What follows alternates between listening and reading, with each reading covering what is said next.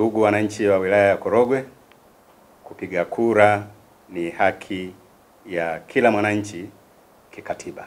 Ya kwanza ni kupiga kura kuchagua viongozi, lakini haki ya pili ni kuchaguliwa kuwa kiongozi.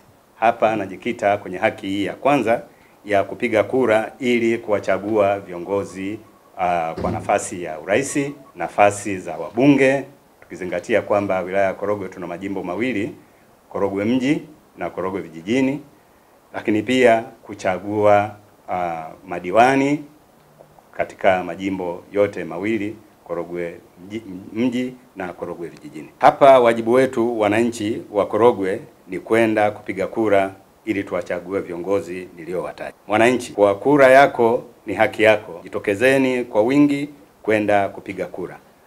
Nami nawahakikishia ya kwamba kutakuwa na ulinzi, kutakuwa na usalama na kutakuwa na amani. Kama ambavyo nchi yetu ilivyo ni nchi ya amani, na watu wote wasiwe na uoga wa aina yoyote wa kwenda kufanya tukio hili la kikatiba.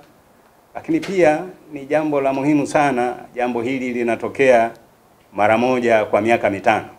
Kwa hiyo ni fursa ya kila mwananchi, kila mwana Korogwe kuenda kutumia haki yake kwenda kuwachagua viongozi ili waweze kutuletea maendeleo kwa kipindi kijacho cha miaka mitano. Baada ya kusema hayo, niwatakie kila laheri wananchi wote wa Korogwe ili kila mmoja wetu akashiriki kwenda kupiga kura ili kuwachagua viongozi wetu.